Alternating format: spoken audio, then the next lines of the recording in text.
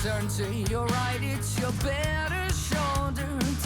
Hey, how you all going? It's Jai, that Aussie metal guy here with crank.com and with that metal station. And today I'm getting to have a chat with vocalist, guitarist Brett Bradley of Jestr, who are due to release their debut LP, The Dead and Riches, 11th of February. I know this has been kind of brewing since around 2019 for you guys, so it must be an exciting time to finally be close to this album on 11th of February. Yeah, man. No, I'm super excited. We've been working super hard to get it done, and I'm just happy to finally see, I guess, the fruits of your labor. You know what I mean? Yeah, exactly, dude. How did Jestr come about, dude? Tell me a little bit about the beginnings of the band. Yeah, so it started off as like I was in a metal band for a while, and that's kind of what I grew up on. And that band fell apart, and in 2018, if I'm not mistaken, and I kind of just got into the groove of fell into that. I'm going to work, I'm going to do what I have to do right now and just get all my stuff straight, and kind of left music behind for a while. And then, I just kind of got bored of the same old, so picked it back up and started revisiting some of my roots in like classic rock and power pop a lot. Grew up listening to a lot of that kind of stuff, and kind of had a super late emo phase. Yep. And so I started getting into that, and just I had all these songs written after like 2 or 3 years of not playing shows and being out. I had all these demos, and I just hit up a good friend of mine and was like, hey, I want to record an album.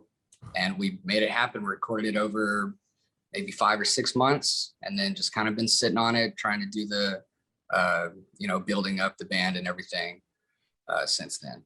Yeah, I seen that, dude. I think I was reading somewhere, originally you started it as a solo project. So was this more for something just to kind of start making music for yourself, and then you kind of started seeing how good it was, and friends are probably like, man, you got to do something with this. Was this the case? Or yeah, kind of. It was just started doing it. I had a bunch of different iterations of what it would be. Like some of the early demos were just bass and drums and vocals, and just messing around. And then, like I said, that my good friend who recorded this, he has been in all kinds of bands and has produced a lot of really cool local stuff. And he had hit me up and was like, hey, are you doing anything? I was like, I actually have all these demos. And we got together, we listened through some of them, and then it's just like, all right, hey, we should put an album together just to do it. And then when I finally had it, I sent it to some friends of mine. Our drummer, who I actually was in the old band with, Austin, he was like, hey, if you want a drummer, he was like, I'll come do this. Like, cool, man. And then another guy who's in a couple of really good bands, Zach, he was like, I'd love to be a part of this. And then our bass player, this is actually his first band. So I was like, I need a bass player. And he was like, I'll do it. I was like, cool, Alex. nice to meet you. So. Alex, that one isn't it? Oh yeah, man. It must be fun though, because you were mentioning that you were in a metal band. It must have been fun to go from a metal band, have that time off, and then make some rock tunes as well. You know what I mean? Because I'm a metalhead, man. I love heavy metal, but I love rock and roll and I love punk. So it would have been a nice change for you to go start making some rock music instead of some fucking pure belted metal. Oh yeah. It was a weird transition. I mean, I did the metal thing for so long, and then like in my early teen years, I was like super obsessed with like the Beatles, and then like Weezer was like an early favorite of mine when I was a kid, and then like I was a kid during the whole emo thing, and so I kind of resigned myself to like how everybody else was, very like all the dudes in middle school were like, oh, I don't listen to that, it's chicks, And I was like, yeah, I don't listen to that. And then I was like 22, and my buddy was like, man, I was like, he put on, I think, a My Chemical Romance song, and I didn't know. Yeah. I was like, man, this shit fucking jams. And he was like, that's MCR. I was like, oh. It doesn't that annoy you though? Sometimes metal elitists, they get in that, they're like, man, you can't listen to that. Dude, I can listen to whatever the fuck I want, dude. If it's good and it's cranks, man, who really cares what it is? I go from folk to blues to jazz to the most blackest and the brutal, some slam. Yeah. It doesn't matter, and I'm not ashamed now to say it, dude. I love all sorts of music, and even those ass hats that sit there and go, Black Veil Brides, man. Fuck that. I don't care if you're playing Black Veil Bride. Look, I've even been playing it. My missus loves that shit, dude. I don't care if you've started out with some Black Veil Brides and you've progressed. I don't care what it is that's got you into heavy metal or rock and roll, as long as you're cranking that and not some of the other crap that's out there. Hey, that's it, man. And like, you know, even in that case, some of the heaviest stuff that I've come across is not like in metal. You know, I was really surprised to find some bands where it's just like, dude, this, like this, man, this Incubus buildup, whatever, is like surprisingly crushing, you know? It's like, but it's not heavy in that way. It's like, damn, I was like, this is cool. So it just kind of came from that. And then like all the guys in the bands have their own really different, but really cool influences that come into the music. Especially like now that we're practicing all the songs and gigging and stuff like that, it's like everybody has their little nuance they sprinkle on, and it's really, really cool. I'm loving the way it's all coming together. Yeah, well, gigging, you've got a gig this weekend, haven't you? Yeah, we're playing the 20th, November 20th at the Blue Moon Saloons, a little local joint here, and it's really cool, man. Bands come through and tear it up, so we were like, you know, hey, let's get up and do this thing, you know. But yeah. How is the local scene coming back from everything the last couple of years? Has that been all right? Because the underground clubs is what I've worried about going forward and that through this. Yeah, I mean, it's really been, it's been awesome, actually. Just like, I think everybody not being able to go out for so long is like finally when we booked shows or, you know, just whatever, going to see a show, it was like, all of a sudden there's like 4 times as many people at the shows because it's just something to do, you know? So a lot of local bands that are really, really good are getting a lot more exposure than they were prior, because people are just like, this place is open, they're selling drinks and some music's playing, let's go check it out. And then all of a sudden it's like, yo, this band jams. And it's like, yeah, they've been playing for 7 years, man. Yeah, so how's that been though? Like, because the 2019, you started this and then everything kind of fucking bam hit you at the start of 2020. How's that been for you as a band starting out? Has that given you more time to work on the music and make the album and get prepared for that time you can start playing live? Yeah, definitely. And like the band really was kind of born through quarantine. It's weird to say that, but it was just, you know, nobody was really working. Nobody was able to. And I had finally started working on this music, and it was just like, it was like you had all the time in the world. There was no pressure. And then another kind of weird part of it was there is kind of a pressure when all your buddies are out playing shows and their bands are gigging and doing all this stuff. And you're like, oh shit, you know, I really need to get on the ball and start working on it. And then all of a sudden nobody could, everybody's in the same spot. You're all sitting down writing. And so I was like, okay, it's like, I'm going to play catch up now, you know? Yep. And the record really came through that whole process, just being able to sit down and like, I don't know, I guess just think a lot more about what I wanted to do and in a way perfect it, although I don't think it's perfect, but yeah, it's the best thing I could have done with that time frame. And I'm really happy with the way it came out, and just happy with the process that led to it, you know? Yeah. Well, what are some of the inspirations for this album, The Dead and Riches, that kind of, you know, had your creative juices flowing for this album? Yeah. So I think at the time, like I said, I had like a really late emo phase. I was like 23. So like a lot of that time, like I had gotten into Glassjaw. I think was one of the first bands of that kind of that ballpark range. I was like, man, that's really cool. So I was listening to that, and Finch I had really gotten into. The Used early on, I was listening to a lot of that. And then revisiting a lot of old stuff. Like I listened through the entire Beatles catalog again, you know, now, which I was obsessed with when I was a kid. And I was like, how did John Lennon come up with that? I was like, that's awesome. A lot of stuff like that. Beatles, you done the Something cover with the George Harrison, man. That was really, really bloody nice, man. Wow, thank you, man. I'm glad you dug that up. That's awesome. Yeah. Thank you, man. Yeah, that was just, and that whole thing, like just listening to a lot of that kind of stuff. And then in the emo thing, I was trying to find a lot of DIY bands. So there's a lot of really cool stuff going on the Side One Dummy label up in Canada, man. They got bands Pup and Roswell Kid. Trying Origami Angels one that they dropped a new LP this year, man. And it was just, I was hearing all this stuff and I was like, dude, all these bands today are making this stuff. I was like, this is really sick. And so that played a huge role in what I ended up trying to come up with for the record. Yeah, and then you said you done the recording with a friend of yours. Who was that, and whereabouts did you record it? Because you're based down in Louisiana, aren't you? Lafayette, isn't it? Yes. Yeah. So my friend Dylan Frederick, he's played plenty of bands over the years, and then he's done a lot of production work. He does a lot of stuff for his own stuff solo, and it was just like it's a little town called Brobridge, like 20 minutes away from where I'm at.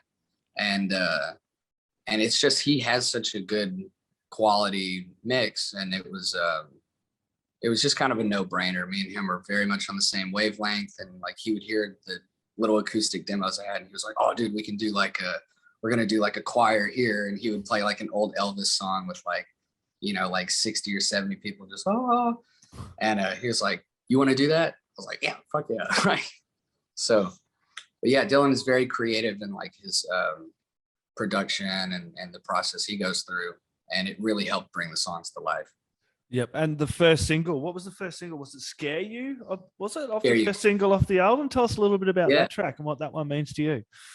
Yeah, so Scare You is oddly enough, it's like one of the oldest like little demos on my phone. I wrote that back in 2017 or the tail end of 2016.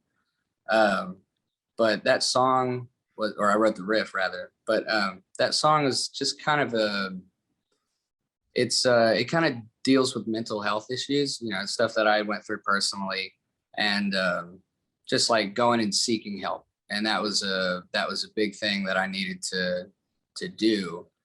And in the process of doing that, I guess I, in a way, kind of felt guilty, like I had maybe put a lot of pressure on people that are very close to me or whatever.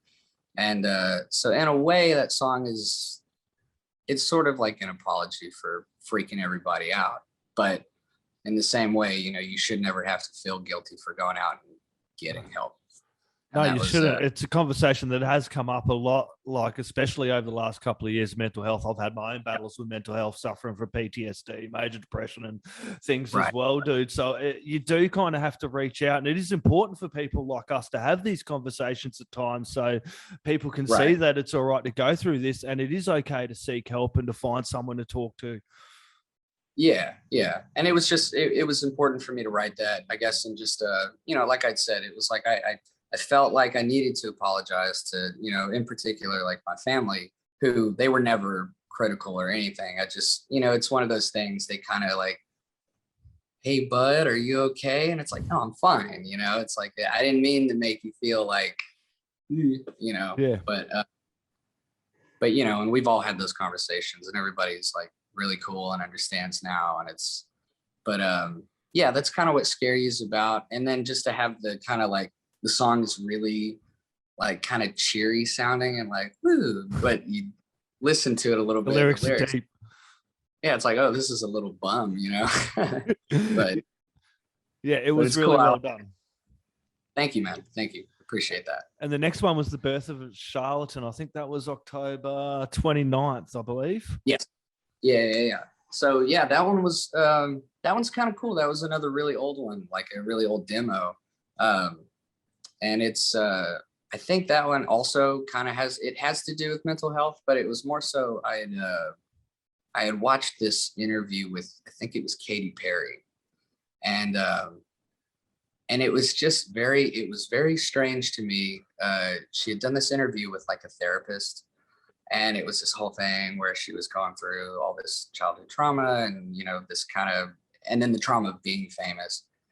And I thought it was very nice that she was able to do that, but it felt it was like conflicting for me to watch it. Like, this is personal, it's like this person is doing something that's usually quite literally one-on-one, a very confidential kind of thing. And so it's like kind of talking about that balance between, it's like, you're doing the right thing by making people more comfortable and aware of these kind of, conversations. But at the same time, it feels a little dystopian to be watching it, you know. Feels a bit creepy. Ew.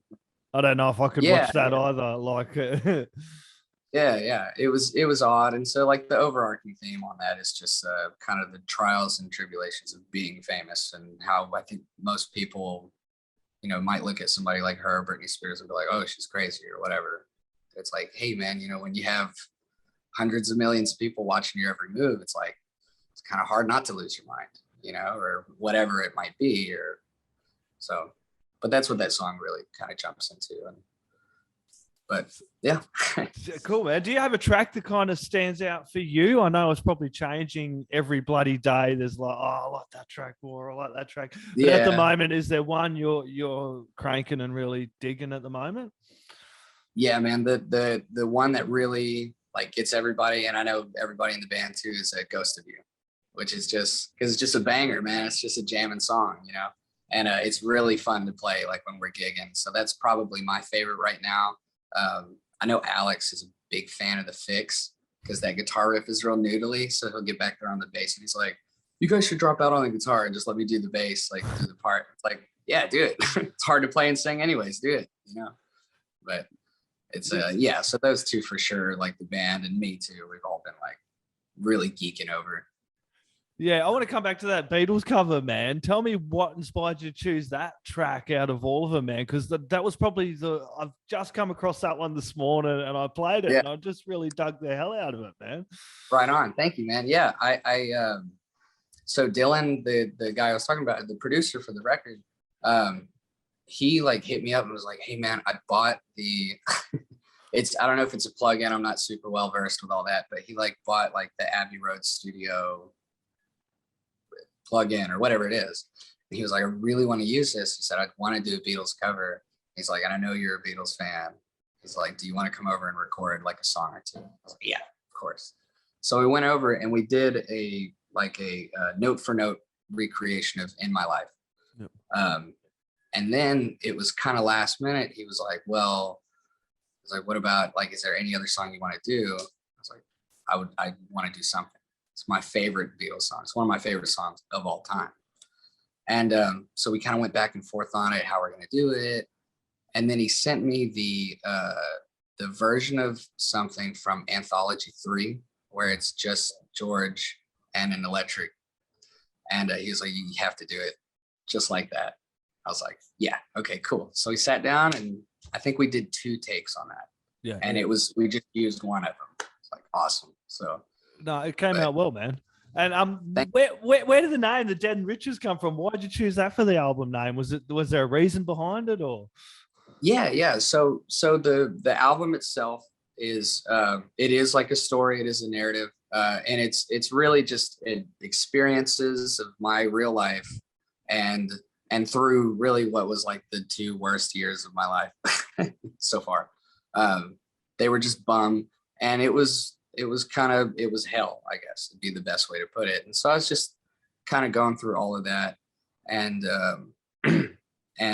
Hades, you know, in Greek mythology, I believe his name, when you say the whole thing, it's Hades, the lord of the underworld, the dead and riches. And I was like, dude, that's super dope. I was like, it's perfect. So, you know, we have a song called Hades on there, and then the dead and riches. And it's just kind of thematically, I was like, I think that's really sick. And I love, you know, any kind of mythology and all that. I'm kind of a nerd for all that. So I was like, that's the name for sure. Yeah, man. Besides the gig on the 20th, do you have anything else you would like to plug? I think you got something coming up in December as well, and probably go a little bit quiet over Christmas and New Year's and get back into it. Yeah. Yeah. So we're doing December 18th. We're going to be playing at the Freetown Boom Boom Room in Lafayette. What a night. Another little local gig. We're going to be playing with a couple of guys. Really, really cool. And then on New Year's Eve, on the 31st, we're actually playing back at the Blue Moon again. This time though, we're doing it's going to be 2 bands and then a drag show. Of course. and it's going to be really cool. It's going to be just a banging show, and I think people are really going to dig it. So I'm really, really stoked for that one. And we're kind of planning stuff for next year. Nothing set in stone, but you know, trying to get the ball rolling with that. Yeah, man. And dude, I'm going to ask what bands in your area did you want to give a shout out to as well, man? I've got to ask this as well because I love learning about bands all over the world and finding new music and discovering stuff. And it's always good to ask you guys what you're listening to. Dude, Lafayette has got a killer scene. So Forming the Void right off the bat, dude, they're killer. Capra, and I think Capra just signed to Metal Blade, if I'm not mistaken.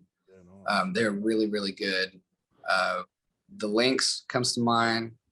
Organization. The Post, they just dropped a new album. Oh man, there's so many bands here in town. It's crazy. And Stellavir and Chump. They're playing their first show with us on the 20th, man, and they're really sick. They're really cool guys, and it's kind of punky, kind of hardcore stuff, and they're really cool. But yeah, so those come off the top of my head. Hey Thanks out from New Orleans too. They're a really good pop punk band. They're really solid. Must be a great music scene down there. Yeah, man. Everybody down here it's crazy talented. But, yeah, because even I have heard about the music scene down there and how live it is as well. So it must have been fun. Oh yeah, doing and living and playing music around that area. Yeah, dude. People down here they get down for sure.